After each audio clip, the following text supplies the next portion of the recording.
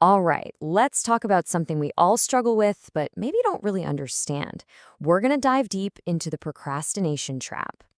It's that question, right? The one that echoes in your head. You've got the time, you've got the skills, but you're just stuck, frozen. So why? Why can't you just start? Well, let's get into it, because the answer is probably not what you think. You see, there's the story we tell ourselves. You know the one. I'm just lazy, or I just don't have enough discipline. But then there's the brutal truth. This isn't some flaw in your character. No, it's a psychological trap, a really well-designed one, and you're a prisoner inside it. So, first things first, we have to completely blow up this whole idea of laziness. It's a total lie. It's a destructive story that's actually stopping you from seeing the real enemy here. Think about that awful sinking feeling of guilt, the one you get when you're putting something off. That's not proof you're lazy. Not at all. It's actually an alarm bell. It's a massive symptom telling you that you're caught in the trap. Okay, so let's meet the first part of this prison, the dopamine trap. And this one is all about our brain's addiction to taking the easy way out. So what's really going on in your head? Well, your brain is hardwired to chase rewards. Simple as that. The problem is, the world we live in is like an endless buffet of cheap instant gratification. But meaningful work, the important stuff, that reward comes much, much later. So when your brain is faced with that choice, guess what it picks? The path of least resistance. Every single time. I mean, just think about it. You're sitting there needing to get to work. What does your brain want to do? Watch another video? Yep, that's easy dopamine. Scroll through social media? Of course, more easy dopamine. Or start that big, hard project? Well, that's delayed dopamine. It's not a fair fight, you know? Your brain is pretty much rigged to choose the easy thing.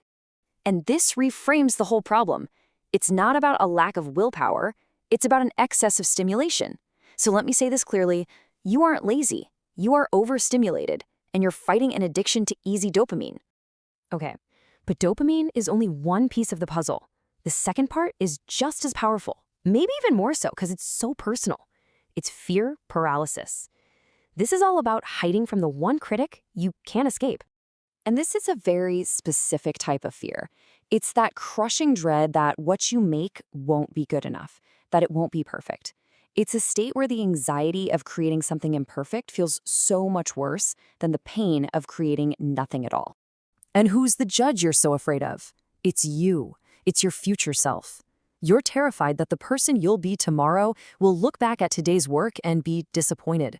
So you choose to feel the pain of procrastination now just to avoid that imagined judgment later. So that brings us to the third piece of the trap. This is how it all becomes second nature.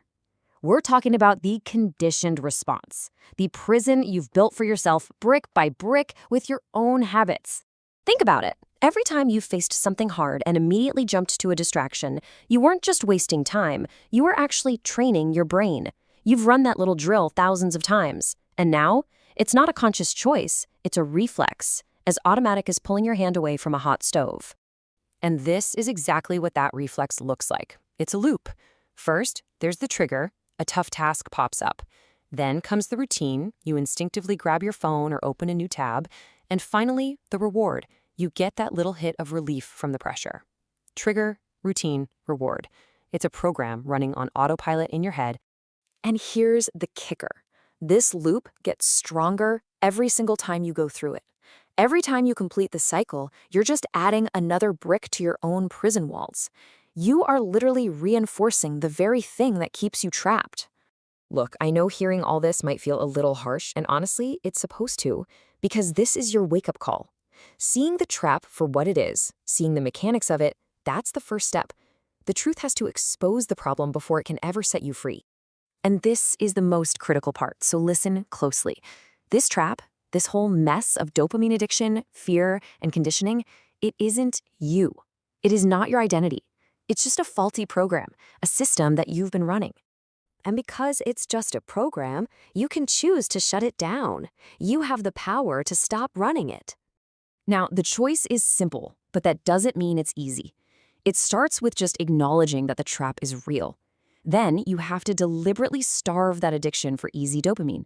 You have to consciously catch yourself and interrupt that automatic loop. And then you just have to act, even if it's the smallest, most imperfect step you can imagine. So that's it. The whole system is laid bare. The mechanisms are exposed. The door to the trap is officially open. You're not an unknowing prisoner anymore. You know how it works, which means you have a choice. So the only question left is, what is your first move?